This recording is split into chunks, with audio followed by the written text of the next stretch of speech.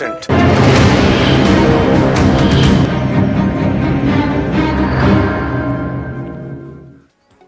নমস্কার, দুয়ারে রিপোর্টার নিয়ে আপনাদের সাথে রয়েছে আমি প্রিয়াঙ্কা। শুরুতে আমরা নজর রাখবো একটি শুট আউটের খবরের দিকে, কারণ আমরা জানি যে গতকাল রাতে গুলিবিদ্ধ হন মগরাহাটের এক ব্যবসায়ী। কিন্তু তারপর পুলিশি তদন্তে নেমে যা জানা যাচ্ছে তা রীতিমতো চাঞ্চল্যকর, কারণ জানা যাচ্ছে যে শুট আউট হয়েছিল সেই শুট আউট নাকি ছিল ফেক। পুলিশের তদন্তে চাঞ্চল্যকর তথ্য, গতকাল রাতে গুলিবিদ্ধ হয় মগরাহাটের এক ব্যবসায়ী। আমরা জানি গুলির আঘাত লাগে তার, এবং সেই আঘাতের ধরনেই সন্দেহ হয় তদন্তকারীদের। তারপরেই চাঞ্চল্যকর তথ্য সামনে উঠে আসে, মগরাহাটের শুট আউট আদতে ফেক। প্রতিনিধি আনিসুদ্দিন এই মুহূর্তে আমাদের সঙ্গে রয়েছেন, সরাসরি আনিসুদ্দিনের কাছে যাব, একবার জানার চেষ্টা করব। আনিসুদ্দিন, প্রথমেই তোমার থেকে জানার চেষ্টা করব কেন এই ফেক শুট আউটের পরিকল্পনা, আর পুলিশ ঠিক কোন ক্লু ধরে বুঝতে পারলো যে এই শুট আউটটা আসলে আদতে ফেক?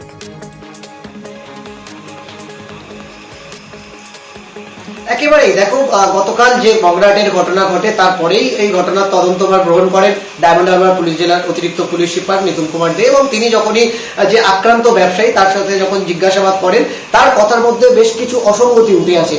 প্রথমত তিনি জানিয়েছিলেন যে তার থেকে 7,30,000 টাকা প্রায় ছিনিয়ে নেওয়া হয়েছে, এমনকি তাকে দুষ্কৃতীরা গুলি করে। কিন্তু পুলিশ প্রাথমিকভাবে যে গুলির যে ক্ষত চিহ্ন দেখতে পান সেটা কিন্তু একেবারেই নিরাপদ জায়গায় তার গুলি, অর্থাৎ তার ডান হাতের একেবারেই উপরে গুলিটা করা হয়, এমন কিন্তু সেই যে ক্ষত চিহ্ন তা দেখেই পুলিশ অনুমান করেন যে গুলিটি একেবারেই সে নিজে থেকেই করেছে। যদি দুষ্কৃতীরা গুলি চালাতো তাহলে সেই গুলি তার বুকে কিংবা কপালে কোথাও লাগতে পারতো, কারণ ব্ল্যাঙ্ক রেঞ্জ থেকে, পয়েন্ট ব্ল্যাঙ্ক রেঞ্জ থেকে যদি গুলি করা হয় তাহলে মানুষের কিন্তু এই নিরাপদ জায়গায় অর্থাৎ ডান হাতের একেবারে মাংসপেশিতে সেই গুলি লাগতে পারে, এমনটা কিন্তু হয় না, এমনটাই কিন্তু মনে করছেন পুলিশ প্রশাসন। পাশাপাশি আজকে অর্থাৎ ডায়মন্ড হারবার পুলিশ জেলার এসপি তিনি সাংবাদিক সম্মেলন করে জানিয়েছেন যে অভিযুক্ত অর্থাৎ যে আক্রান্ত ব্যবসায়ী অশোক ছাটুই, তিনি এলাকায় চাকরি দেওয়ার নাম করে বিভিন্ন জায়গা থেকে টাকা তুলেছিলেন এবং তার যে দেনার হয়ে গেছিল, এবং এই দেনার যেহেতু সহানুভূতি পেতে যারা পাওনাদার তাদের কাছে সহানুভূতি পেতে তিনি গত 1 মাস ধরে এই ধরনের পরিকল্পনা করেছেন, এমনটা কিন্তু তিনি পুলিশি জিজ্ঞাসাবাদে স্বীকার করেছেন। এবং এই ঘটনায় বেশ কয়েকজনের সহযোগিতায় তিনি এই ঘটনার একেবারেই নাটক রচনা করেছেন। তার মধ্যে গোবিন্দ নস্কর নামের এক ব্যক্তির নাম উঠে আসে, যার থেকে তিনি প্রায় সময় টাকা নিয়েছিলেন এবং তাকেই জানিয়েছিলেন গত 1 মাস আগে যে যখনই এই ঘটনা ঘটবে সে যেন বলে তার থেকে 7 লক্ষ টাকা তিনি নিয়ে এসছেন, এমনটাই কিন্তু গোবিন্দ নস্করকেও জিজ্ঞাসাবাদ করে পুলিশ জানতে পারে। পরবর্তী সময়ে লতিফ নামের আরেক ব্যক্তির নাম উঠে আসে পুলিশি তদন্তে, এবং পুলিশ তাকেও জিজ্ঞাসাবাদ করে। এই ঘটনায় পুলিশ একেবারে এই জায়গায় আরো একটি প্রশ্ন সামনে উঠে আসছে যে এই যে ফেক শুট আউটের একটা পরিকল্পনা, সেই পরিকল্পনা তো এই ব্যবসায়ীর আকার নয়, নিশ্চয়ই সঙ্গে আরো বেশ কয়েকজন জড়িত ছিল, তাদের বিরুদ্ধে কোনো ব্যবস্থা নেওয়া হচ্ছে? একেবারে পুলিশ তদন্ত শুরু করেছে এবং যাদের নাম উঠে আসছে তাদেরকে জিজ্ঞাসাবাদ চালানো হচ্ছে পুলিশের পক্ষ থেকে, এবং গোটা ঘটনা তদন্ত মানে কি কারণে কিভাবে এই ঘটনা ঘটানো হয়েছে তা নিয়ে যেমন পুলিশ তদন্ত শুরু করেছে। পুলিশের মূল যে বক্তব্য যে যেহেতু তার ডান হাতের মাংসপেশিতে গুলি লেগেছে এবং যে নিজে থেকেই গুলি চালিয়েছে, কারণ তার হাতে যে গান পাউডার দেখা যাবে এবং সেটাই কিন্তু ফরেনসিক রিপোর্ট আসলেই প্রমাণ হবে যে গুলিটা ব্যবসায়ী নিজে চালিয়েছে কি অন্য কাউকে দিয়ে সেই গুলিটা চালানো হয়েছে তা কিন্তু তদন্তের পরেই উঠে আসবে। এবং তোমাকে জানিয়ে রাখবো যে জয়নগরের বাসিন্দা, তিনি কিন্তু মগরাহাটে থাকতেন এবং একাধিক ব্যক্তির থেকে টাকা তুলেছিলেন যাতে পাওনাদারদের থেকে সহানুভূতি পাওয়া যায়, সেজন্যই তিনি একটি নাটক রচনা করেছিলেন, এবং ইতিমধ্যেই আক্রান্ত ব্যবসায়ী ডায়মন্ড হারবার হাসপাতালে টাকা না দিতে পারায় ফেক শুট আউটের পরিকল্পনা তিনি করেন। পুলিশি জেরায় সেই কথা স্বীকারও করেন গুলিবিদ্ধ অশোক ছাটুই, আর এই পরিকল্পনায় শামিল অন্যদেরও আটক করেছে পুলিশ।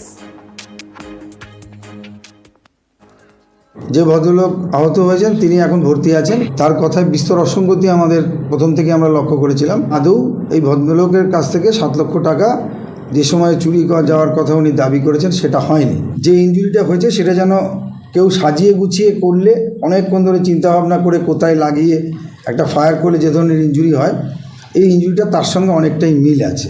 সেলফ ইনফ্লিক্টিং হওয়ার সম্ভাবনা যথেষ্ট পরিমাণে আছে। যাদের নাম বলেছে জিজ্ঞাসাবাদ করছি। और ये धोनी की TMT बार की विन ग्रिप टेक्नोलॉजी सीमेंट के साथ बनाए मजबूत पकड़। Grip is important.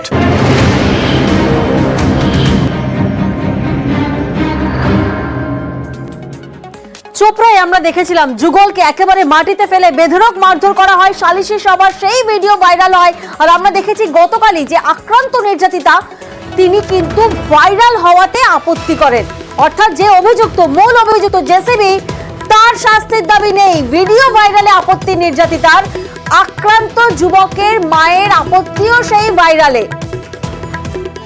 অর্থাৎ ভাইরালে আজকে চোপড়ার বিচার, অভিযুক্ত জেসিবি, তার শাস্তির দাবি নেই। আর বিধায়কের গলাতেও কিন্তু ভাইরালে আপত্তি। প্রথমে আপনাদের শোনাবো চোপড়ার বিধায়ক মারধরের ভিডিও ভাইরাল করা নিয়ে ঠিক কি বলছেন।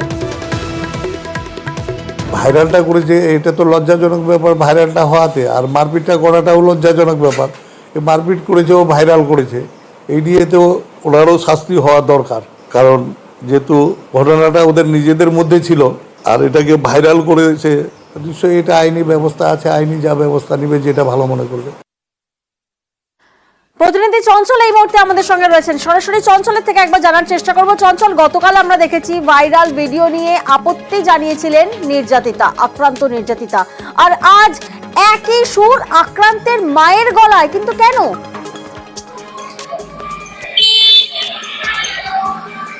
দেখো প্রিয়াঙ্কা, এটা একটা প্রশ্ন রয়েছে যে কেন একই বয়ান দিচ্ছেন তারা। তবে এই নিয়ে কিন্তু একটা যেটা বিষয়, গতকাল আমরা যখন দেখেছিলাম যে যুবতী, যে নির্যাতিত যুবতী, তার বয়ান এবং হুবাহু আজকে যে যুবককে মারধর করেছে তার মায়েরও কিন্তু বয়ান একবারে হুবহু মিলে গেছে। এবং তারা একটাই দাবি করছেন যে ভাইরাল করেছে, অর্থাৎ যে ভিডিওটা ভাইরাল করেছে তার শাস্তি দাবি করছেন। অথচ যে মারধর করেছে, বেধড়ক মারধর করেছে, যাকে নিয়ে তোলপাড় হয়ে গেল রাজ্য রাজনীতি, তার কোনো নামই জানেন না যে কে মারছেন, এবং তার কোনো শাস্তি দাবি না তুলে যে ভিডিও ভাইরাল করেছে তার শাস্তি দাবি তুলছেন। এটাই নিয়ে কিন্তু একটা বিভিন্ন মহলে প্রশ্ন উঠতে শুরু করেছে, কি ওই মহিলা এবং ওই পরিবার কি চাপে, অর্থাৎ কারো চাপে এই বয়ান দিচ্ছে না নিজের স্বইচ্ছায় বয়ান দিচ্ছে, এটাই নিয়ে কিন্তু একটা প্রশ্ন ঘুরপাক করছে। সব মিলিয়ে কিন্তু আজকে ওই গ্রামে যখন আমরা গিয়েছিলাম, ওই গ্রামেও কিন্তু একটা চাপা উত্তেজনা ছিল এবং মানুষের মধ্যে যে আতঙ্ক, একটা যে যার বিরুদ্ধে অভিযোগ ছিল যে জেসিবি এই ধরনের ঘটনা করেছে এবং জেসিবি বিরুদ্ধে একাধিক মামলা রয়েছে, এই জেসিবি কে নিয়ে কিন্তু মানুষের মনে কিন্তু একটা আতঙ্ক ছিল, ভয় আছে, এটা কিন্তু একবারে পরিষ্কার উঠে আসছিল আজকে প্রিয়াঙ্কা। একেবারেই। আর এই ভাইরাল ভিডিও নিয়ে গতকালই আপত্তি জানিয়েছিলেন নির্যাতিতা, আজ একই সুর আক্রান্ত যুবকের মায়ের গলাতেও। আক্রান্ত মহিলা তিনি কি বলছেন শোনাবো আগে।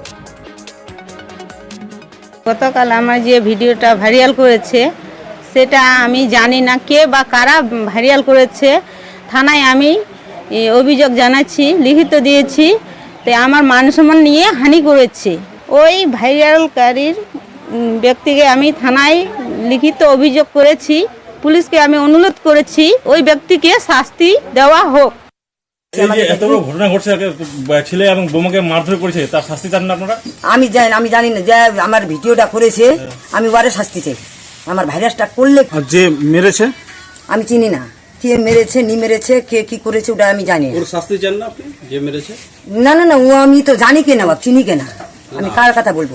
ভাইরাসটা ছড়লো কে, আমি ওকে চাই। আমরা শুনলাম, অর্থাৎ হামিদুলের উপর কোনো চাপ বা সে আক্রান্তদের কোনো চাপ দিচ্ছে কিনা বিভিন্ন প্রশ্ন উঠছে। তবে আমরা দেখেছি মুখ্যমন্ত্রী তিনি আজ ফোন করেছেন হামিদুলকে। চোপড়ার ঘটনায় কড়া ব্যবস্থার নির্দেশ দিয়েছেন মুখ্যমন্ত্রী।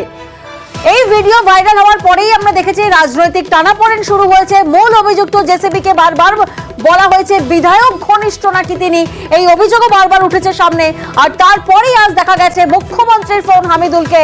চোপড়ার ঘটনায় কড়া ব্যবস্থার নির্দেশ দিয়েছেন মুখ্যমন্ত্রী। প্রতিনিধি চঞ্চল আমাদের সঙ্গে রয়েছেন, আবারও যাবো চঞ্চলের থেকে একটু জানার চেষ্টা করব।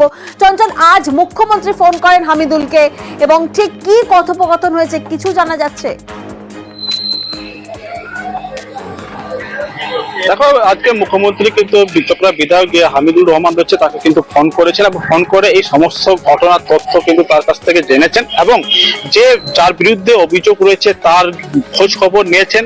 যেহেতু বিধায়ক হামিদুল রহমান জানিয়েছেন যে মুখ্যমন্ত্রী এই বিষয়ে কিন্তু সমস্ত তথ্য জানতে চেয়েছিলেন এবং তিনি এই ঘটনার দুঃখ প্রকাশ করেছেন মুখ্যমন্ত্রীর কাছে এবং পাশাপাশি মুখ্যমন্ত্রীকে তিনি জানিয়েছেন যে এই ঘটনার যে মূল অভিযুক্ত, যার নাম জেসিবি অর্থাৎ তাজিমুল ইসলাম, তাকে কিন্তু গ্রেপ্তার করা হয়েছে এবং কড়া ব্যবস্থা যাতে গ্রহণ করা হয় পুলিশ প্রশাসনের তরফ থেকে, সেদিকেও কিন্তু নজর রাখার জন্য তাকে নির্দেশ দেওয়া আছে, এমনটা কিন্তু বিধায়ক হামিদুল রহমান জানিয়েছেন। প্রিয়াঙ্কা। ওরা এলাকার ব্যাপার নিয়ে জিজ্ঞাসা করছিল, পিসফুলি রাখো, যাতে কি ঝামেলা না হয়। যা ঘটনা আছে আইন দেখতেছে, আইনের কাজ করুক। যদি আমাদের পার্টির লোক হয়ে থাকে ওকে বহিষ্কার করে দাও দল থেকে। বলেছি দিদি ও ভোটার একজন, পুলিশ এসেছিল ওকে বাড়ি থেকে তুলে নিয়ে গেছে, কেউ প্রতিরোধ কখনো কিছু বলেনি। অন্যায় করেছে, অন্যায় শাস্তি পাক, আমরা সবাই চাই। আপনাকে কি দল থেকে শোকজ করা হয়েছে? বলতে এখনো চিঠি পাইনি। একদিকে যখন চোপড়ার ঘটনায় কড়া ব্যবস্থার নির্দেশ মুখ্যমন্ত্রীর, তখন অন্যদিকে আজ নবান্নে বৈঠক করেন মুখ্যমন্ত্রী। গণপিটুনি বন্ধে, গণপিটুনি কোনোভাবেই বরদাস্ত নয়, পুলিশকে সতর্ক থাকার নির্দেশ দিয়েছেন মুখ্যমন্ত্রী। পুলিশের শীর্ষ কর্তাদের সঙ্গে নবান্নে বৈঠক করেন মুখ্যমন্ত্রী। গণপিটুনি রুখতে ঠিক কি পদক্ষেপ নেওয়া হবে তারও কিন্তু কড়া নির্দেশ দিয়েছেন। আপনাদের জানিয়ে রাখি, 4 দফা অ্যাডভাইজারি জারি রাজ্য পুলিশের। এসপি সিপিদের পাঠানো হলো সেই অ্যাডভাইজারি, যেখানে গণপিটুনি রুখতে কি পদক্ষেপ তা মেনশন করা আছে।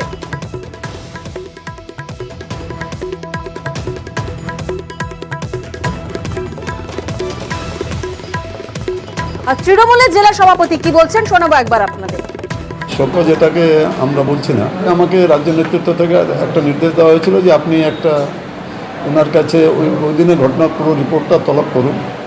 সেই হিসাবে আমি ওনাকে বলেছি যে ওই দিনের ঘটনাটা কী ছিল এবং আপনার মন্তব্য সম্বন্ধে আপনার যেটা বলার সেটা আপনি আমাদেরকে বলেন। সেই হিসাবে আমরা সেই রিপোর্টটা রাজ্য নেতৃত্বের কাছে পাঠিয়ে দিই। ওনাকে অনুরোধ করেছি 7 দিনের মধ্যে আপনারা বলুন।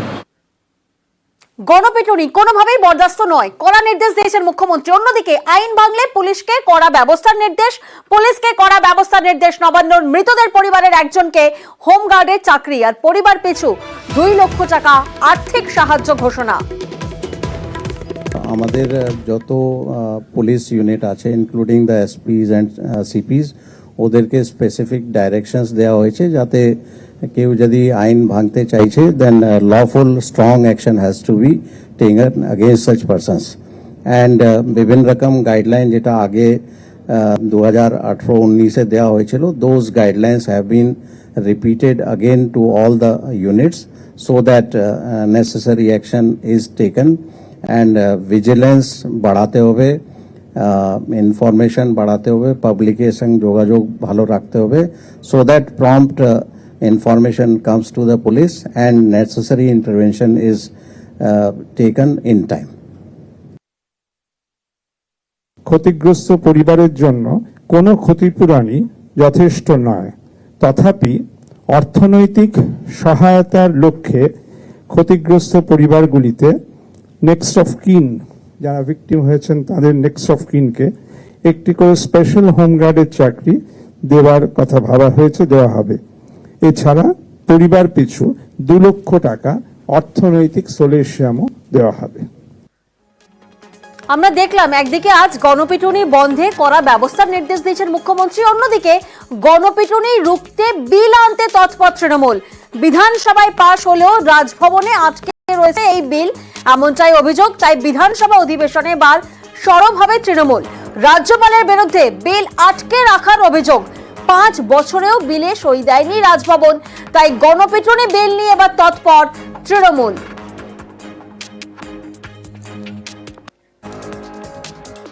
মানুষকে পিটিয়ে মারার প্রবণতা, যেটা গত কয়েকদিন ধরে আমরা দেখছি বিভিন্ন টিভিতে বা সংবাদ মাধ্যমে, এগুলো বন্ধ করার একটা উপায় ছিল।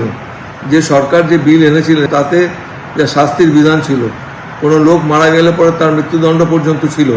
যদিও এই বিলটা আমরা রাজ্যপালের কাছে 3 সেপ্টেম্বর 2019 সালে পাঠিয়েছি, তা সত্ত্বেও অনুমোদন আসেননি। এই বিলগুলো দ্রুত গতিতে সম্পন্ন তার সম্মতি দেওয়া উচিত। তিনি সম্মতি দিতে নাও পারেন, আর যদি তার কোনো রেকমেন্ডেশন থাকে যে এখানে কোনো রকম অ্যামেন্ডমেন্ট করার দরকার, সেটাও তিনি জানিয়ে দিতে পারেন। কিন্তু দুর্ভাগ্যজনকভাবে এই বিলটা যখন গেল রাজ্যপালের কাছে, তিনি এতে কোনো মন্তব্য করলেন না, তিনি বিলটা ওইভাবে হিমঘরে ফেলে রেখে দিলেন। মানুষের মনে একটা ভয় দরকার আছে যে শাস্তির বিধান থাকলে পরে ন্যাচারালি তাদেরও অনেক ভয় থাকবে। আমরা দেখলাম একদিকে যখন চোপড়ার সালিশি সভা নিয়ে রাজ্য রাজনীতিতে জোর শোরগোল, তখন অন্যদিকে চোপড়ার পর এবার ফুলবাড়ি, যেখানে নীতি পুলিশের বলি মহিলা। বিবাহ বহির্ভূত সম্পর্কের অভিযোগ, অর্থাৎ চোপড়াতেও যেমন আমরা দেখেছিলাম বিবাহ বহির্ভূত সম্পর্কের অভিযোগ ছিল, এবং ফুলবাড়িতে সেখানেও বিবাহ বহির্ভূত সম্পর্কের অভিযোগে হেনস্থা করা হয় মারধরের অভিযোগ প্রতিবেশীদের দিকে। আর এই সালিশি সভার আগেই অপমানে আত্মঘাতী হন সেই মহিলা। প্রতিনিধি বিশ্বজিৎ এই মুহূর্তে আমাদের সঙ্গে রয়েছেন, সরাসরি বিশ্বজিতের থেকে একটু জানার চেষ্টা করব। বিশ্বজিৎ, আমরা দেখলাম যে চোপড়ার পর এবার ফুলবাড়ি অত্যন্ত মর্মান্তিক ঘটনা, যেখানে অপমানে আত্মঘাতী হয়েছেন সেই মহিলা। কাদের বিরুদ্ধে এই অভিযোগ? তাদের বিরুদ্ধে কি কোনো পুলিশি পদক্ষেপ নেওয়া হয়েছে? দেখো, নীতি পুলিশের ব্যবস্থায় এক মহিলার মৃত্যু এবং মহিলার অভিযোগের পর গোটা ঘটনায় তদন্তে নেমে ইতিমধ্যে কিন্তু 4 জনকে গ্রেপ্তার করা হয়েছে এবং তাদেরকে আজ জলপাইগুড়ি আদালতে তোলা হয় এবং সেখান থেকে কিন্তু জেল হেফাজত সবাইকে হয়েছে। মূলত তোমাকে জানিয়ে রাখি যে চোপড়ার ঘটনার পর যে গণপিটুনির ঘটনা কিন্তু ফের উঠে আসলো এই ফুলবাড়ি এলাকায়। সেখানে দেখা যাচ্ছে বিবাহ বহির্ভূত সম্পর্কের জেরে মহিলা যখন নিজের স্বামীর বাড়িতে আসে, সেই সময় শুধু মহিলাকে নয়, মহিলার সঙ্গে তার স্বামীকেও কিন্তু গণপিটুনি দেয় এলাকাবাসীরা। এক প্রকার যে মাতব্বররা যেভাবে গণপিটুনি দেয়, সেই ধরনের ঘটনা কিন্তু ফুলবাড়িতে উঠে এলো এবং যার জেরে অপমানে কিন্তু সেই মহিলা আত্মঘাতী হন কীটনাশক খেয়ে। এবং গোটা ঘটনায় কিন্তু শোরগোল পড়ে গিয়েছে গোটা শিলিগুড়ি সহ রাজ্য রাজনীতিতে। একদিকে চোপড়ার ঘটনা, তারপরে ফুলবাড়ির ঘটনা, একই ঘটনা কিন্তু সামনে আসছে। একইভাবে কিন্তু এই মারধরের ঘটনা এবং গণপিটুনির ঘটনা যেভাবে সামনে আসছে, তাতে কিন্তু কটাক্ষ করছেন, আইন ব্যবস্থা নিয়ে প্রশ্ন তুলছেন অনেকেই।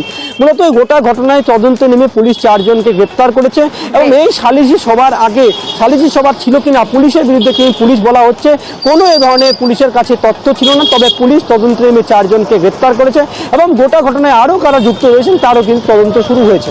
বেশ, অন্যদিকে আপনাদেরকে জানিয়ে রাখি, আজব সাফাই দিচ্ছেন পঞ্চায়েত সদস্যের স্বামী। তিনি বলছেন প্রতিবেশীরা থাপ্পড় মারতেই পারে। শুনুন একবার। বলে কি কিসের পঞ্চায়েত, আমরাই সব কিছু, তুমি এখানে নিয়ে আসো।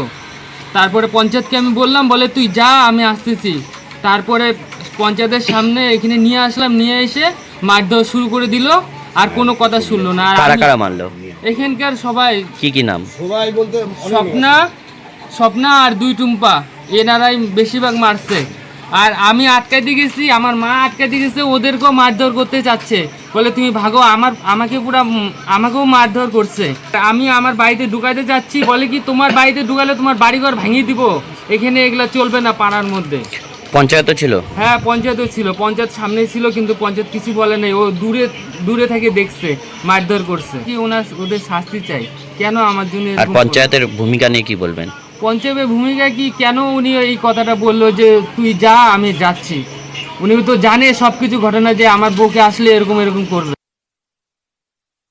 স্বপ্না অধিকারী, এই মহিলাটা একদম পুরা জঘন্য মহিলা। এই মহিলা এর আগেও 2-3টাকে যেরকম করছে। উনি টিএমসি দলের একজন কর্মী। মেয়েগুলোকে পর্যন্ত ছাড়ে না, ওদেরকে ধরে পুরা পিটায়। উনি এলাকার মাতব্বর, খুব অত্যাচার করে, রাস্তায় ধরে পিটাইছে। কিন্তু এত বড় পাওয়ার ওনাকে দিল কে? আমরা ওইটাই চাই। ওদের বাড়ির সামনে বসছিল সবাই, পাশে মনে করছেন মেয়ে ছেলে, যার স্বামীকে নিয়ে পালিয়ে গিয়েছিল, ওর বউ এসে মনে করে একটা মারপিট কেচাল ঝগড়া হয়েছিল। ততক্ষণ অব্দি আমি ছিলাম না। লাস্টে আমি যখন মনে করি মারপিট ঝগড়া কেচাল হয়েছিল, তারপর আমি গেলাম ওখানটায়। আমার বাড়ির আশেপাশে যে মহিলাদের একটা থাপড় দিচ্ছে, সেটা দিতেই পারে। পাশাপাশি এর আগে 2বার ঘটনা ঘটছে, এই বলে সবার পাড়ার কমপ্লেন হলো ওনাকে এখানে রাখবেন না। উনি কি করলেন, ও অ্যাসিড খাই দিয়েছে। দেখলাম তো সিরিয়াস অবস্থা। কখন যে মারপিট হয়েছে, কখন যে কি হয়েছে, কিছু এগুলো আমি জানি না। এই ঘটনায় 4 জনকে গ্রেফতার করেছে পুলিশ। স্যার, এখন অবধি কতজনকে অ্যারেস্ট করা হয়েছে এই ঘটনায়?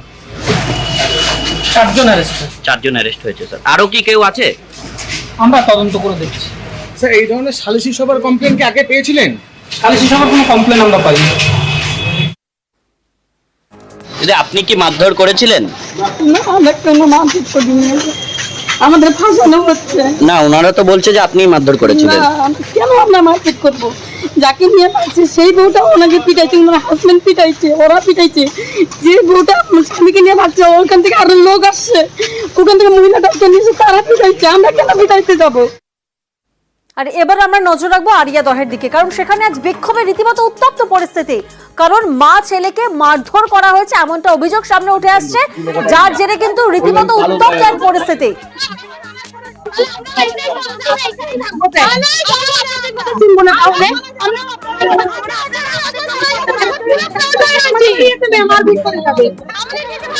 প্রতিনিধি সুবীর এই মুহূর্তে আমাদের সঙ্গে রয়েছেন, সরাসরি সুবীরের কাছে একটু জানার চেষ্টা করি। সুবীর, কেন মা ছেলেকে মারধর করা হয়েছে, কার বিরুদ্ধে অভিযোগ? দেখো, কামাহাটি পৌরসভার 11 নম্বর ওয়ার্ডে সায়নদীপ পাজা বলে যে যুবক, তাকে কিন্তু বাড়ি থেকে ডেকে নিয়ে গিয়ে তাকে রাস্তায় ফেলে মারধর করার অভিযোগ ওঠে এলাকার দুষ্কৃতী জায়েন্ট সিং এবং তার দলবলের বিরুদ্ধে। এবং এই ঘটনায় যখন তার ছেলেকে মারধর করা হয়, সে সময় মা বুবুন পাজা তাকে কিন্তু বাঁচাতে যায় এবং তাকেও মারধর করা হয় রাস্তায় ফেলে। ঘটনায় মা এবং ছেলে এই মুহূর্তে আশঙ্কাজনক অবস্থায় চিকিৎসাধীন রয়েছেন কামাহাটির একটি বেসরকারি হাসপাতালে। এবং এই ঘটনায় কিন্তু এলাকার মানুষজন তারা ক্ষুব্ধ হয়ে ওঠেন এবং তারা আজকে দুপুরবেলা তারা কিন্তু ওই তালতলা স্পোর্টিং ক্লাব, যে স্পোর্টিং ক্লাবে জায়েন্ট সিং যারা অভিযুক্ত, তারা সেই ক্লাবে সদস্য এবং সেখানে থাকতেন এবং সেখানে গিয়ে তারা চড়াও হন এবং এখানে একটা প্রশ্ন তোমার কাছে রয়েছে, যার কথা তুমি বলছো অর্থাৎ এই জায়েন্ট সিং, কে তিনি? দেখো, এই জায়েন্ট সিং এর তিনি আরিয়াধ শখের বাজারে তার পরিবারের লোকের সঙ্গে থাকতেন এবং শাসক দলের মদতেই কিন্তু তার এত বারবারন্ত এবং সেই জায়গা থেকে কিন্তু তিনি তালতলা স্পোর্টিং ক্লাবের প্রথমে সদস্য ছিলেন, তারপরে তিনি ক্লাবের সম্পাদক হন এবং তারপরে কিন্তু এলাকাতে এই একের পর এক অসামাজিক কাজকর্ম দুষ্কৃতীদের কিন্তু তার মারধর করেন এবং সেই জায়গা থেকে কিন্তু যেটা জানা যাচ্ছে সেটা হচ্ছে যে গুম্বাকে মারধর করার পরে কিন্তু তাকে হাত পা ভেঙে দেন এবং সে কিন্তু তার ঘটনায় তিনি গ্রেফতার হন এবং তারপরে তাকে তার জেল হেফাজত হয় এবং জেল থেকে সে জামিনে ছাড়া পায়। তারপরে কিন্তু এলাকায় তার আধিপত্য বিস্তার করেন এবং সেই জায়গা থেকে দাঁড়িয়ে এলাকায় জুয়া সাতটা থেকে শুরু করে বিভিন্ন অসামাজিক কাজকর্মের সাথে জড়িয়ে পড়েন এই জায়েন্ট সিং এবং সেই জায়গা থেকে কিন্তু তার বিরুদ্ধে তার যে এই সমস্ত অসামাজিক কার্যকলাপ সেই জায়গা থেকে কিন্তু বিভিন্ন অসামাজিক কাজে যুক্ত এই জয়ন্ত সিং। আর জয়ন্তের দাপটে নাকি এলাকায় কেউ মুখই খুলতে পারেন না। আমরা এখানে বসেছিলাম দুজন বন্ধু, তালতলা স্পোর্টিং ক্লাবের কিছু দুষ্কৃতী আছে, ওরা গুন্ডা, তো এসে বেদরাও মারধর করে, এইখানেও মেরেছে আমার বন্ধুকে আর আমাকে ওইখানে ফেলে মেরেছে। যেই ছেলেটা সঙ্গে ঝামেলা হয়েছে কি কোন দলের সঙ্গে আছে? প্রীতম কাহার, তালতলা স্পোর্টিং ক্লাবের ছেলে। ওকে তৃণমূল করে? হ্যাঁ, ওরা সব ক্লাব করে, পার্টি করে। এটা কি পলিটিক্স? পলিটিক্স না, এটা ঠিক গুন্ডা। আমাদের যে মেরেছে প্রীতম কাহার, সায়ন, অনেকে গুড্ডু বলছে, আমি ঠিক মুখ দেখতে পারিনি কারণ এখানে ফেলে মেরেছে লাথি ফাতি। জায়েন্ট সিং বলে কে আছে? হ্যাঁ, সে এসেছিল বাইক নিয়ে, দাঁড়িয়ে ছিল ভাই। ওর সামনে মারা হয়েছে? হ্যাঁ। ওরা কি সবই ওরই দল বল? সব ওরই দল। আমরা তো থানাতে জানিয়েছি, কোনো কিছু হচ্ছে না। আমি শুনলাম প্রীতম কাহার নাকি থানায় গিয়ে স্যালেন্ডার হয়ে গেছে নিজে, কিন্তু আর কাউকে খুঁজে পাওয়া যাচ্ছে না। তোমরা কি চাইছো? আমরা চাইছি শাস্তি হোক ওদের। সাধারণ নাগরিক, সারা আলিয়াদহের মানুষ এই অসামাজিক কার্যকলাপের বিরুদ্ধে এক হতে বলছে। সবাই মিলে যদি এক হয় এই অসামাজিক ক্লাব চলবে না। আমরা চাইছি অবিলম্বে গ্রেপ্তার হোক তারা, সবাই গ্রেপ্তার হোক। এর মধ্যে অনেকে জড়িত আছে, যারা মূল মাথা জায়েন্ট সিং, রাহুল গুপ্তা, জঙ্গা, এই এতগুলো ক্রিমিনাল রয়েছে, আরো সব অনেকে রয়েছে। এলাকার মানুষ ক্ষিপ্ত, এলাকার মানুষ ভীত, সন্তুষ্ট।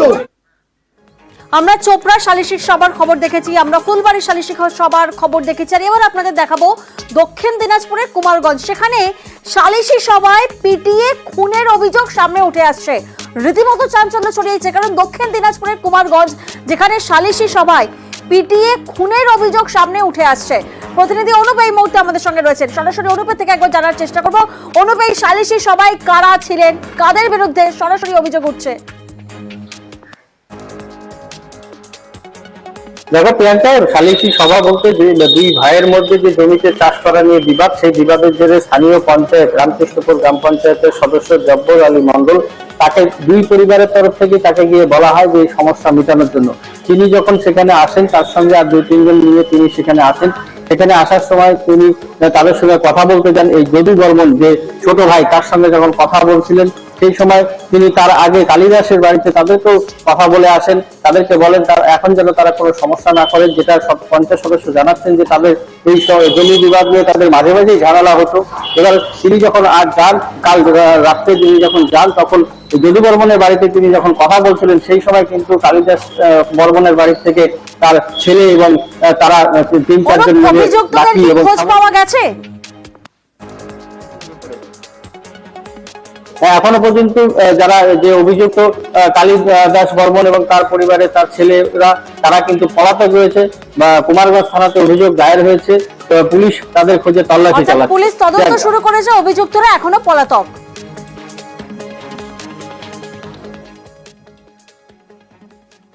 ওরা যেই ট্রাক্টরটা নিয়ে আসছে ওই ট্রাক্টর দিয়ে নাকি বলে চাষ করাতে হবে, অন্য ট্রাক্টর দিয়ে নাকি চাষ করা যাবে না। ওই ঘটনা নিয়ে মেম্বারের কাছে একটু শুনতে যা বললো, ডাকলো, আমার শ্বশুরের নাম ধরে ডাকিচ্ছে, কে জানে ওরা সঙ্গে করে পিছে পিছে আসিচ্ছে এরকম করে। তারপর বের হয়ে যাওয়ার সঙ্গে সঙ্গে এই মারাপিট একদম চালু হয়ে গেছে। কি দিয়ে মারপিট হলো? শাবল আর বাঁশ আর কি যেন একটা লাঠির মতো কি যেন পেরেক পোতা খিল পোতা যেন কি যেন একটা নিয়ে আসছে। মানে ভাই ভাইকে মারলো? হ্যাঁ, ভাই ভাইকে মারিচ্ছে। ঘটনাটা পদের জমি নিয়ে দুপুরবেলা বেলা গন্ডগোল। আপনি মীমাংসা করতে গেছিলেন আপনি? হ্যাঁ, মীমাংসা করার পর আমরা চলে আসছি, যে পিছন দিক থেকে ভটাম করে বাড়ি মারে দিয়েছে, পাওয়ার মতো পাওয়ার যে পাটা ভাঙে দিল, সাবলদের বাড়ি মারছিল পাটা। আপনিও তো প্রাণে বাঁচিয়ে গেছেন নাকি? বাঁচা মানে কি, আমাকে হসপিটাল যেতে হতো, আমার লুঙ্গিটা গোটায় ফাটে গেছে সাবলে মাথাটা লাগে, নাহলে আমাকে মানে হাল খারাপ হতো। আমার কথা হলো গায়ে হিসাব কাজ করি তার শাস্তি কাজ, আমার পোষ্যের কথা।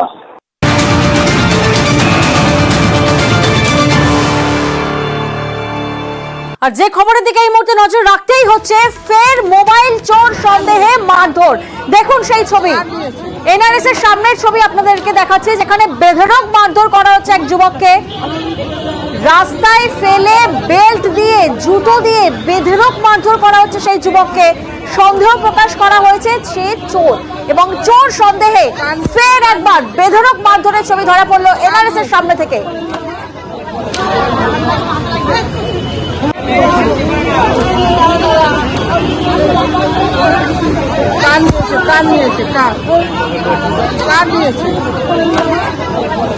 প্রতিনিধি অভিজিৎ এই মুহূর্তে আমাদের সঙ্গে রয়েছেন, সরাসরি অভিজিৎ থেকে একবার জানার চেষ্টা করবো। অভিজিৎ, আজই আমরা দেখেছি মুখ্যমন্ত্রী কড়া নির্দেশ দিয়েছেন, গণপিটুনি কোনোভাবে বরদাস্ত নয়। আর অন্যদিকে এনআরএস এর সামনে সন্ধ্যেবেলায় যে ছবি সামনে ধরা পড়ছে, চোর সন্দেহে বেধড়ক মারধর করা হচ্ছে। আহত যুবক এখন কেমন আছে, প্রথম তোমার থেকে জানার চেষ্টা করবো।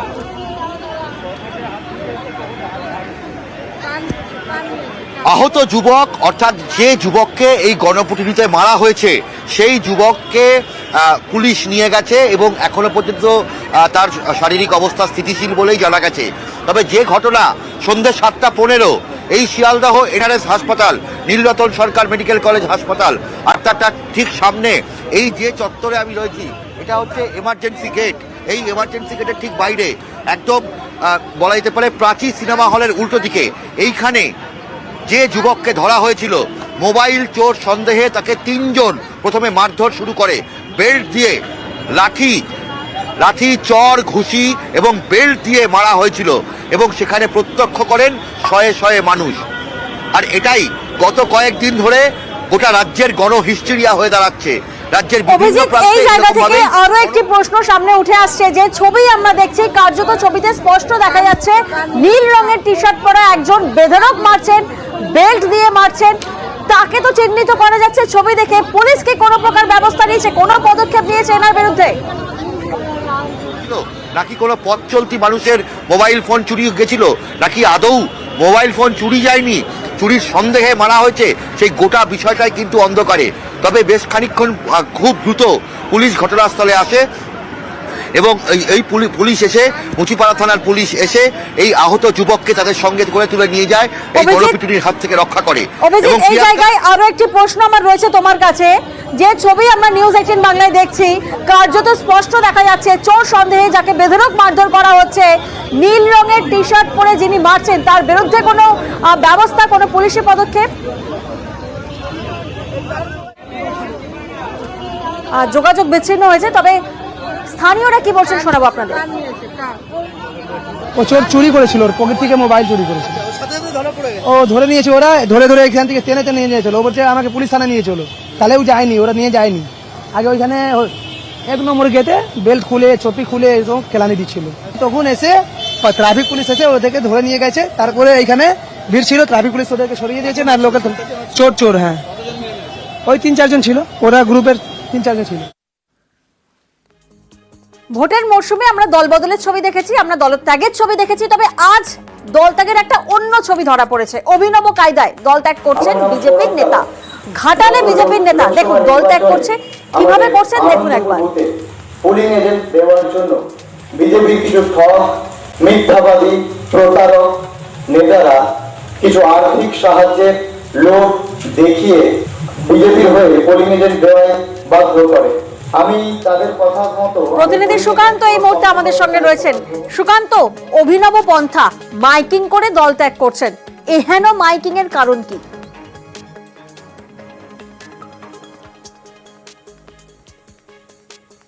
একদমই, দেখো, প্রিয়াঙ্কা মাইকে প্রচার করে তিনি বলছেন তিনি বিজেপি করতেন, তিনি এখন তৃণমূলে ফিরে আসতে চান বা তৃণমূলের এই যে জননেত্রী মমতা বন্দ্যোপাধ্যায়ের হাত শক্ত করতে চান। বিষয়টি ঘাটাল ব্লকের মনসুকা 1 গ্রাম পঞ্চায়েতের আনন্দপুর গ্রামের সৌরভ কারক তিনি মাইক প্রচার করছেন। তিনি মাইকে বলছেন যে আগে আমি তৃণমূল করতাম, আবার লোকসভা নির্বাচনের আগে আমি বিজেপিতে ঢুকেছিলাম, কারণ বিজেপি নেতারা আমাকে প্রলোভন দেখিয়েছিল এবং লোকসভা নির্বাচনে আমি বুথ এজেন্ট ছিলাম। কেন তিনি দল ত্যাগ করছেন? তিনি যেটি দাবি করেছেন যে বিজেপি নেতৃত্ব তাকে অনেক প্রতিশ্রুতি দিয়েছিল কিন্তু কোনো প্রতিশ্রুতির কথা রাখেনি, তার ফলেই তিনি আবার বিজেপি ছাড়তে চাইছেন এবং বিজেপি এই ধরনের কথা রাখে না বা লোককে মিথ্যা প্রতিশ্রুতি দেয়, তাই তিনি দাবি করছেন। তাই তিনি এবং তেনার বাবা গোপাল কারক দুজনে মিলেই বিজেপি দল ছাড়ছেন। তিনি তার নিজের এলাকায় মাইক প্রচার করে এইভাবে সকলকে জানিয়ে দিলেন যে তিনি খরচের টাকা পাওয়া যায়নি, তাই জন্যই দল ছাড়ছেন রাহুল কারক। বিজেপি এই ধরনের রাজনীতি করে, নীতি নেই।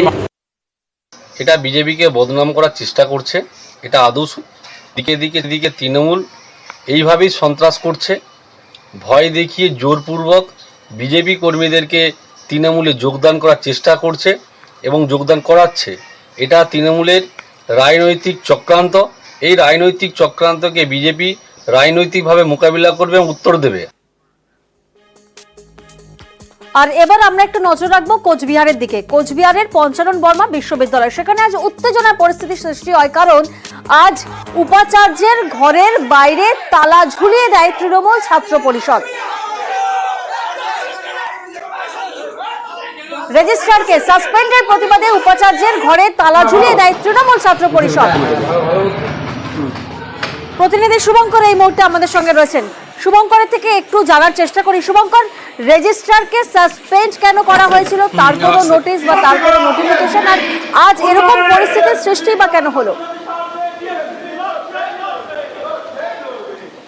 হ্যাঁ প্রিয়াঙ্কা, দেখো, গত ফেব্রুয়ারি মাস নাগাদ রাজ্যপাল কোচবিহার পঞ্চানন বর্মা বিশ্ববিদ্যালয়ে এই অস্থায়ী উপাচার্য নিয়োগ করেন ডক্টর নিখিল চন্দ্র রায়কে, এবং এরপর থেকেই রাজ্যপালের এই যে রাজ্যপাল নিযুক্ত উপাচার্যের সঙ্গে বিভিন্ন ইস্যুতে বিশ্ববিদ্যালয়ের রেজিস্ট্রারের বিরোধ দেখা যায়। এরপর গত মাসখানেক আগে বিশ্ববিদ্যালয়ের রেজিস্ট্রারকে বিভিন্ন অভিযোগে সাসপেন্ড করেন এবং সেক্ষেত্রে বিশ্ববিদ্যালয়ের আরেক অধ্যাপক প্রদীপ কুমার করকে রেজিস্ট্রার হিসাবে নিয়োগ করেন। দীর্ঘদিন চলার পর, 1 মাস চলার পর আজ বিশ্ববিদ্যালয়ের এই যে সাসপেন্ডেড রেজিস্ট্রার আব্দুল কাদের সাফেলি, তিনি এদিন একাংশ কর্মী এবং ছাত্রদের সহযোগিতায় বিশ্ববিদ্যালয়ে আসেন এবং তিনি তার ঘরে ঢোকেন।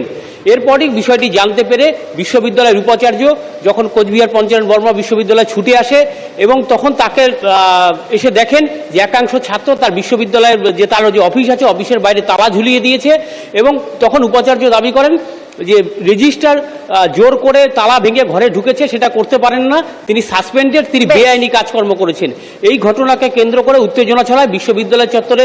উপাচার্যকে ঘিরে একদল অশিক্ষক কর্মী এবং ছাত্র বিক্ষোভ দেখায় এবং সেখানে আসা উত্তরবঙ্গ কৃষি বিশ্ববিদ্যালয়ের এক অধ্যাপককেও হেনস্থা করা হয় বলে অভিযোগ।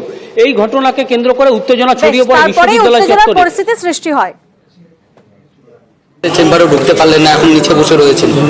না, আমি চলে যাবো, যা হচ্ছে সব ভালো হচ্ছে, ভালোর জন্য সমস্ত কিছু হয়, নিশ্চয়ই ভালো কিছু করছে। শুনলেন যে গাড়ি ভেঙে দেবে এরকম করে হুমকি দিয়েছে, ড্রাইভার নিয়ে বেরিয়ে চলে গেছে। সেটা দেখা যাক, আগামী সময় বলবে। আমি একটা এফআইআর করবো আজকে যা যা হলো।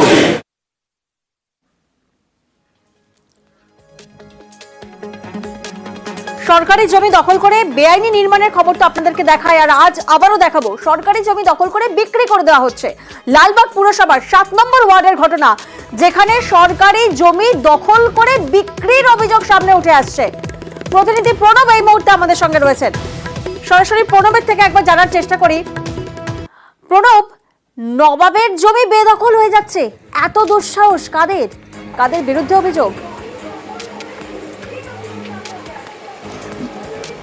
দেখো এই যে জমি, সেই নবাবদের জমি, সেটা রাজ্য সরকার যখন অধিগ্রহণ করে নেয়, দিয়ে স্টেটের নিয়ন্ত্রণাধীন রয়েছে এবং এই জমি দীর্ঘদিন ধরে তোমার এই জমিকে বেদখল করে নেওয়া হচ্ছে এবং লালবাগ পুরসভার কাছে যে হোসেননগর রয়েছে সেখানে 60 একর প্রায় 180 বিঘে সেই জমির ওপরেই কিন্তু দখল করে তোমার রীতিমতন একটি আস্ত পাড়া তৈরি হয়েছে এবং হোটেল থেকে আরম্ভ করে ডায়াগনস্টিক সেন্টার থেকে একাধিক দোকান হয়েছে এবং চুটিয়ে কিন্তু দীর্ঘদিন ধরে ব্যবসা করছে এবং এই সমস্ত জমি কারা বিক্রি করছে? যারা দখল করে রেখেছে তারা তোমার হাত বেদখল হলেই তোমার টাকা কিন্তু দ্বিগুণ হয়ে যাচ্ছে।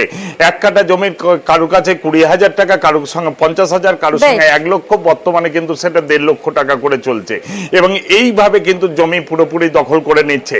যদিও সেই জমি উদ্ধার করার চেষ্টা চালাচ্ছেন বলে স্টেটের যিনি ম্যানেজার রয়েছেন তিনি জানিয়েছেন এবং পুরসভা থেকেও কিন্তু দাবি করা হচ্ছে যে জমিগুলোকে অন্ততপক্ষে দখল মুক্ত করা হোক, কারণ এই পর্যটন শহর মুর্শিদাবাদে প্রচুর মানুষ আসেন ঘুরতে এবং এই বেদখল হয়ে যাওয়ার জন্য কিন্তু এই সমস্যার মধ্যে পড়তে হচ্ছে পর্যটকদেরকে। বেশ, এ তো স্টেটের জায়গা। দলিল টলিল আছে? না না, দলিল নাই। তাহলে কে দিয়েছে? কারোর মাধ্যমে? এটা যাদের দখলে ছিল তাদের কাছ থেকে পয়সা দিয়ে কিনে নেওয়া। এই দখলের কত করে টাকা বিক্রি হয় এই সব জায়গাগুলো? 40, 50, 60, 70 এরকম কাঠা। এগুলো কে নেয়? যাদের দখলে আছে তারা এইভাবে বেচা কেনা করে। কাদের সঙ্গে কিনেছিলেন? কিনেছিলাম বলতে এই বাড়ির আছে হেফজুল বলে নাম, ওরা কিনে বেচেছিল, মানে এখানে একটা সাবিনা বলে নাম আছে, ওই মেয়েটাকে বেচেছিল, ওর কাছ থেকে আবার আমরা নিয়েছিলাম। কত টাকা দিয়ে কিনেছিলেন? আমি এই জায়গাটা কিনেছিলাম 77,000। ক কাঠা জায়গা? 1 কাঠা। তাই এই সরকারি জায়গাতে এইভাবে ইয়ে করছেন? এটা আগে তো বুঝতাম না, কত জানতাম না, তার জন্য আমরা নিয়ে ফেলেছিলাম, বেকায়দা হয়ে জায়গাটা নিয়েছিলাম। এখানে বসবাস করছে তাও 15 বছর হবে। আমরা ওই অনেকদিন আগে কিনেছিলাম 20,000 টাকা। হ্যাঁ। কার সঙ্গে কিনেছিলেন? ওই যে হেফজুল বলে, নেজমুল, এইরা সব। এখানে সবাই মোটামুটি এই হেফজুলের কাছেই কিনেছে? হ্যাঁ, কম বেশি কিনেছে এভাবে সব। সরকারি কেউ এসে টাকা পয়সা নিয়ে যায় মাঝে মধ্যে, নালে উঠিয়ে দেবো এরকম করে? না, বলে যে ও বসেছে কেন, রেস্টে যা কিনা বাড়ি করো, এরকম বলে স্টেট ম্যানেজার এসে। এটা আমরা জানি যে এই প্রপার্টি মানে কোনো পাবলিকের জায়গা, এটাই জানি। কোনো কাগজপত্র কিছু নেই? না, তাই এই সরকারি জায়গা যে আপনারা এইভাবে ব্যবসা করছে একাধিক ব্যক্তি বা তাই এগুলো নিয়ে কি কারোর সঙ্গে টাকা পয়সা দিতে হয় মান্থলি? না। তা ওই একবারই টাকা দিয়েই কিনতে হবে? সেটা কত টাকা করে দিতে হয়? সেটা কে কত দিয়েছিল জানি না, আমি দিয়েছিলাম 25,000 টাকা দিয়েছিলাম। কতটা জায়গা পেয়েছেন? 2 কাঠা মতো। এখন যদি বলে যে এইগুলো ভেঙে দিব, তাহলে এই লোকের তো ব্যবস্থা কিছু করতে হবে। আমি এখন যেটা দেখেছি প্রপার্টির, সেটা হয়তো 3 শৈলের চূড়া। সেদিন আমি 16 ডেসিমাল জায়গা আমি উদ্ধার করলাম, বাড়ি করে আছে, ইয়ে করে আছে, আমি পেলাম। আরও বেশ কিছু হোটেল আমি পেয়েছি যারা বলে আমাদের জায়গা।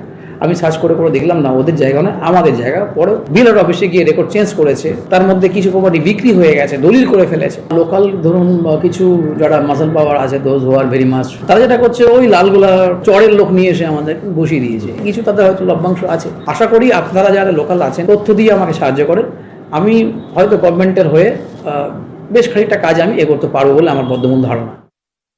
পৌরসভার নিজস্ব ল্যান্ড হলে বা রেজিস্ট্রিকৃত ল্যান্ড হলে সেক্ষেত্রে আমরা খুব সহজে ব্যবস্থা নিতে পারি। আমাদের এখানে যে ল্যান্ড আছে সেই ল্যান্ড হচ্ছে মুর্শিদাবাদ স্টেটের। এখানে ল্যান্ড আছে এনিমি প্রপার্টি, এখানে ল্যান্ড আছে ওয়াকাফ প্রপার্টি, এখানে ল্যান্ড আছে আরআরের সম্পত্তি এবং দেবত্ব সম্পত্তি, এবং এখানে আর্কোলজিক্যাল সার্ভে অফ ইন্ডিয়া 7টা দপ্তরের ল্যান্ড আছে। তো মুর্শিদাবাদ পৌরসভা যে ল্যান্ড, সেই ল্যান্ড দেখা যাচ্ছে 65 থেকে 70% ল্যান্ড হচ্ছে অন্যান্য দপ্তরের। এগুলো যে ডিপার্টমেন্টের যারা আধিকারিক আছে তারা ব্যবস্থা নিলে তখন আমরা ট্যাক্সের আওতায় ফেলতে পারবো বা বলতে।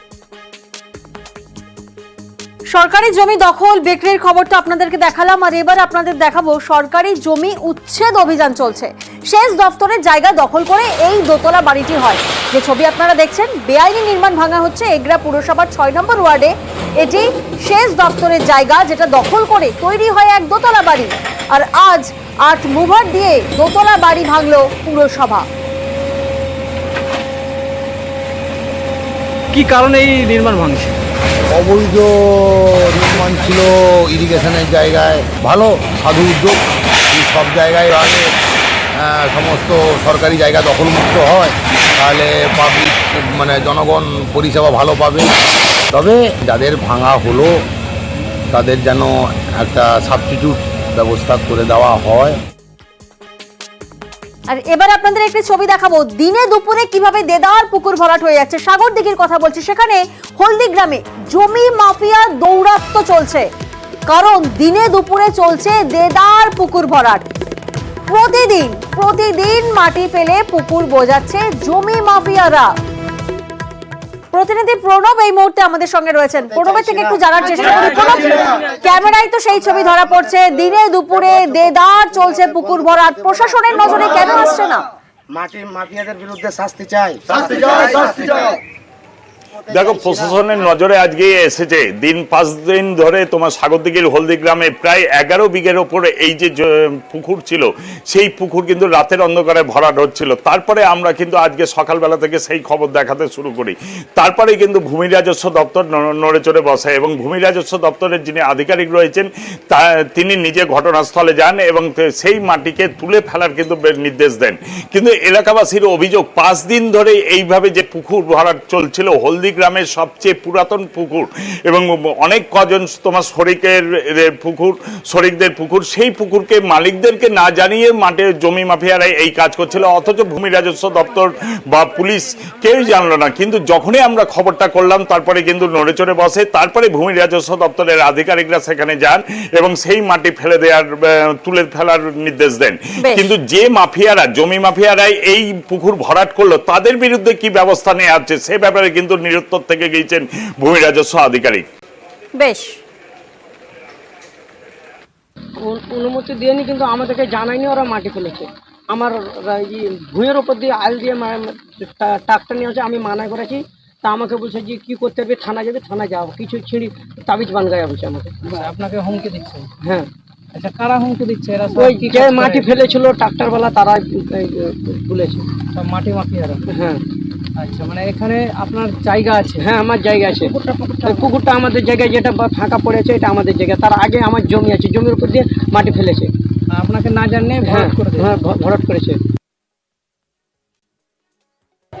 আমি সরজমিনে গেছিলাম, আমি দেখে এসেছি অনেকটা ভরাট হয়েছে, মাটি পুকুর ভরাট করেছে।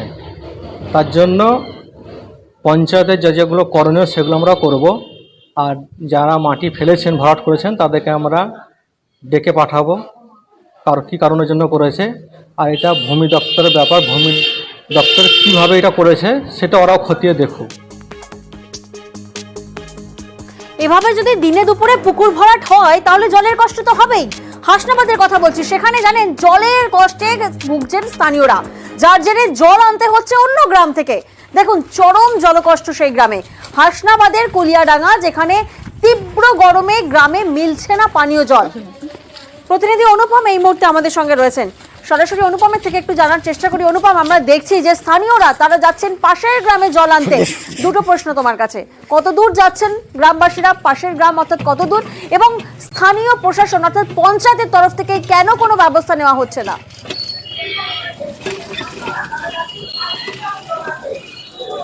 হ্যাঁ দেখো প্রিয়াঙ্কা, তোমাকে বলে রাখি, এই যে হাসনাবাদের কুলিয়াডাঙ্গা গ্রাম, এখানে প্রায় কয়েকশো পরিবারের বাস। এই কুলিয়াডাঙ্গা এলাকায় কোনো পানীয় জলের ব্যবস্থা নেই, না কল আছে, না কোনো পাইপ লাইনের ব্যবস্থা আছে। এখান থেকে প্রায় 30 থেকে 40 মিনিট হাঁটা পথে পাশের গ্রামে যেতে হয় এবং এলাকার মানুষ কিন্তু দিনে দুবার করে রোদ বৃষ্টি জলের মধ্যে কিন্তু গরমের মধ্যে কিন্তু এই পাশের গ্রামে গিয়ে দিনে দুবার করে কিন্তু তাদের এই পানীয় জল নিয়ে আসতে। এবং এটা কিন্তু আজকের 1-2 দিনের সমস্যা না, বিগত কয়েক বছরের সমস্যা। এবং এই সমস্যার কথা কিন্তু বহুবার তারা পঞ্চায়েতের থেকে শুরু করে বিডিও অফিসে বহুবার জানিয়েছে, কিন্তু কোনো সমস্যার সমাধান হয়নি। কেন হয়নি এই উত্তর কিন্তু কেউ কিন্তু সঠিকভাবে দিতে পারে না। এবার আমরা এই খবর যখন করি, তারপরে কিন্তু আমরা হাসনাবাদ পঞ্চায়েত সমিতির যে সহসভাপতি ইস্কেন্দার গাজী, তার সঙ্গে আমরা যোগাযোগ করেছিলাম। তিনি কিন্তু যেটা জানিয়েছে যে মুখ্যমন্ত্রী মমতা বন্দ্যোপাধ্যায়ের পরিষ্কার নির্দেশ আছে যে 2024 সালের মধ্যে ঘরে ঘরে জল পৌঁছাতে হবে এবং সেই নির্দেশ অনুযায়ী হাসনাবাদের প্রতিটা অঞ্চলে, প্রতিটা এলাকাতে পাইপ লাইনের কাজ চলছে এবং এই কুলিয়াডাঙ্গাতেও পাইপ লাইনের কাজ চলছে। অর্থাৎ বেশ কয়েকদিনের মধ্যে এখানে জল পৌঁছাবে। বেশ। আর অন্যদিকে গঙ্গারামপুরের দিকে নজর রাখবো, সেখানে আজ মিষ্টির দোকানে হানা দেয় খাদ্য দফতর ও ক্রেতা সুরক্ষা দফতর। রেস্তোরাঁ, হোটেল, মিষ্টির দোকানে হানা দেয় ক্রেতা সুরক্ষা দফতর, কিন্তু কি কারণে? প্রতিনিধি সুজন এই মুহূর্তে আমাদের সঙ্গে রয়েছেন। সুজন, তোমার থেকে একটু জানার চেষ্টা করব, আজ যে মিষ্টির দোকান, রেস্তোরাঁ, হোটেলে এইভাবে খাদ্য দফতর এবং ক্রেতা সুরক্ষা দফতরের তরফে হান্না দেওয়া হচ্ছে, তাহলে কি কোনো নির্দিষ্ট অভিযোগ রয়েছে? একদমই তাই। দেখো, তোমাকে জানিয়ে যাচ্ছি যে দক্ষিণ দিনাজপুর জেলার গঙ্গারামপুর, সেই গঙ্গারামপুর শহর জুড়ে কিন্তু আজকে যে খাদ্য দপ্তর, ক্রেতা সুরক্ষা দপ্তর এবং বৈধ পরিমাপক দপ্তর তারা কিন্তু হানা দিয়েছিল। তারা গঙ্গারামপুরের প্রথমে বিভিন্ন মিষ্টির দোকানগুলিতে যায়, সেখানে গিয়ে কিন্তু মিষ্টির গুণগত মান এবং মিষ্টির দোকানে যে সমস্ত খাবারগুলো পাওয়া যায় তার গুণগত মানগুলো কিন্তু দেখেন, এবং যে সমস্ত বাসি মিষ্টিগুলো রয়েছে তা কিন্তু তারা ফেলে দেয়।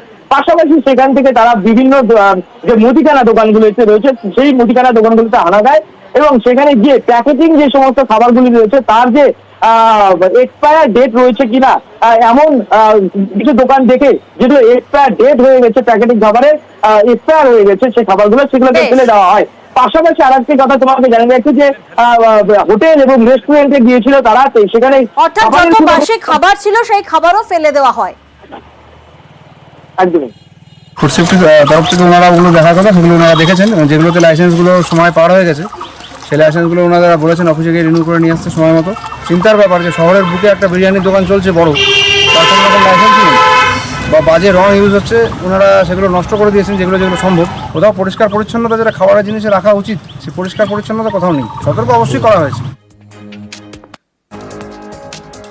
কুসংস্কারের জেরে আমরা দেখেছি বিভিন্ন জেলায় বিভিন্ন খবর সামনে উঠে আসে, কোথাও ডাইনি অপবাদে মৃত্যুর খবর সামনে উঠে আসে। আর আজ কাঁথির নয়াপুর স্কুল কর্তৃপক্ষ এক অভিনব উদ্যোগ নিয়েছে, কুসংস্কার বিরোধী অভিযান স্কুলের মধ্যে। প্রতিনিধি সুজিত এই মুহূর্তে আমাদের সঙ্গে রয়েছেন, সুজিতের থেকে একটু জানি। সুজিত, অভিনব কায়দা এখানে কুসংস্কার বিরোধী অভিযান চালানো হচ্ছে এই স্কুলের তরফ থেকে, ঠিক কি কি পদক্ষেপ নেওয়া হচ্ছে?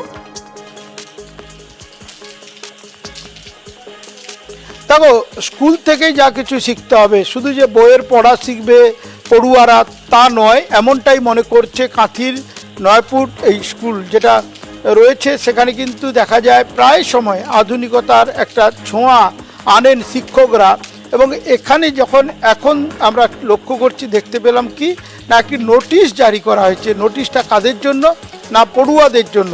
সেখানে লেখা হয়েছে ছাত্রছাত্রীরা কিভাবে স্কুলে আসবে, যখন কিনা অবক্ষয়ের কথা বলছি আমরা সবাই, তখন অবক্ষয় যাতে না গ্রাস করতে পারে বা আঁকড়ে ধরতে পারে পড়ুয়াদের। সেখানে চুলের যে বলা যায় যে কীরকম চুল কাটা উচিত, কিভাবে মেয়েদের বিনুনি বাঁধা উচিত, এমনকি কুসংস্কারের জেরে অনেকে দেখেন যে আংটি পরছে, মাদুলি, সেগুলো শিক্ষকরা কি বলছেন শোনাবো আপনাদের। বেশ কিছুদিন ধরে লক্ষ্য করছি যে ছাত্রছাত্রীরা তারা পাঠ্যপুস্তক যেটুকু জ্ঞানার্জন করছে তার পাশাপাশি তারা বাস্তব জীবনের যে সমাজ জীবনের যে সমাজকে তৈরি করা, সুগঠিত সমাজ তৈরি করার ক্ষেত্রে যে ভাবনাগুলো তাদের মধ্যে আমরা লক্ষ্য করছিলাম না। এইসব যে ছোট তার মনটা যদি আমরা পরিষ্কার করতে পারি, অর্থাৎ আমাদের বিদ্যালয়ে যারা ছাত্রছাত্রী আসে, এই বিদ্যালয়ে যখন থাকে তাদের যে অন্ধবিশ্বাস এবং কুসংস্কারকে সরিয়ে রেখে বিজ্ঞানী মন এবং বৈজ্ঞানিক অনুসন্ধিৎসা এই ভাবনায় যদি আমরা তাকে ভাবিত করতে পারি, তাহলে সমাজটা অনেকটা বেশি সুরক্ষিত থাকে। পড়ুয়া এবং অভিভাবকরা এই উদ্যোগকে কিভাবে দেখছেন শুনবো আমরা। এটা ঠিক আছে, কারণ চুল খোলা কি বাঁধা, এতে পড়াশোনার ক্ষেত্রে কি আসে যায়? একটা বেনুনি করতে যতটা টাইম লাগে, চুল খোলা কি অন্য রকমের টাইপের বাঁধাতে আরো। এটা খুবই ভালো উদ্যোগ স্কুল যেটা করেছে। তো এই স্কুলটা ওয়াচ পাড়াগ্রামের স্কুলই বলতে হয়, আমরাও এখানে পড়াশোনা করেছি। তো বিজ্ঞানের যুগ, উন্নত দেশ, মানুষের প্রযুক্তি বিরাট বিরাট আকারে। তো স্কুল যে উদ্যোগটা নিয়েছে খুবই ভালো। আর অন্যদিকে টানা বৃষ্টি চলছে, টানা বৃষ্টিতে বিপর্যস্ত পাহাড়, সেখানে ফের জল বাড়ছে তিস্তার, অবিরাম বৃষ্টিতে জলমগ্ন তিস্তা বাজার। প্রতিনিধি পার্থ এই মুহূর্তে আমাদের সঙ্গে রয়েছেন। পার্থ, আমরা জানি দার্জিলিং এর 3 মাইলে ধস, সেক্ষেত্রে ঠিক কি পরিস্থিতি এই মুহূর্তে?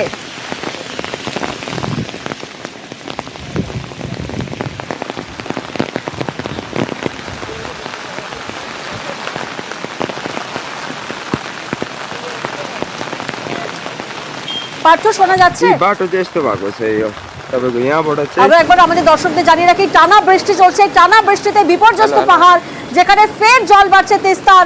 অবিরাম বৃষ্টিতে জলমগ্ন তিস্তা বাজার।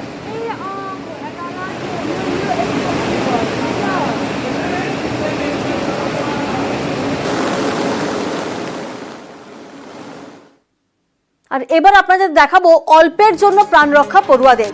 কালিম্পং এর ফাগু নদীতে সেখানে আচমকা জলস্ফীতি, মাঝ নদীতে আটকে পড়ে পুলকার। আর দেখুন 24 জন পড়ুয়া কিভাবে আটকে যায়, উদ্ধার করে স্থানীয়রা।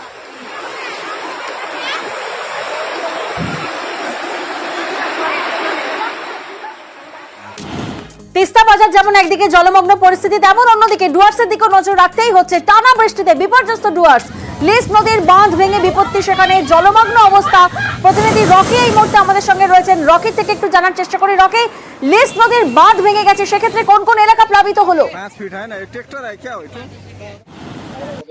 প্রিয়াঙ্কা, তোমাকে বলে রাখতে চাইবো, আবহাওয়া দপ্তর পূর্বাভাস অনুযায়ী কিন্তু গত রাত থেকে অবিরামে বৃষ্টি চলছিল ডুয়ার্সে, এবং তার পাশাপাশি কিন্তু ভুটান পাহাড়ে অবিরাম বৃষ্টির জেরে কিন্তু লিস নদীর জল বেড়ে যায় এবং লিস নদী বাঁধ ভেঙে গিয়ে জল ঢুকে পড়ে বিস্তীর্ণ এলাকা বাগরাকোট গ্রাম পঞ্চায়েতের বিস্তীর্ণ এলাকায়, এবং যার ফলে কিন্তু প্লাবিত হয়ে পড়ে প্রায় 15 থেকে 20টি বাড়ি, এবং সেখান থেকে কিন্তু সাধারণ মানুষকে উদ্ধার করতে প্রশাসনকে নামতে হয়। এবং সাধারণ মানুষের পাশাপাশি পাশেই যেহেতু আর্মি ক্যাম্প রয়েছে, সেই ক্যাম্পের থেকে কিন্তু জওয়ানরা এসে উদ্ধার কার্যে হাত লাগায়। এরপর কিন্তু প্রশাসনের আধিকারিকরা সেখানে পৌঁছায়। ইতিমধ্যে কিন্তু জানা গিয়েছে সেখানে তৎপরতা চলছে অস্থায়ীভাবে বাঁধ নির্মাণে, এবং দিন রাত কাজ চলছে, এবং সেখানে বাঁধ নির্মাণ করে উদ্ধার কাজে হাত লাগিয়েছে সেনা।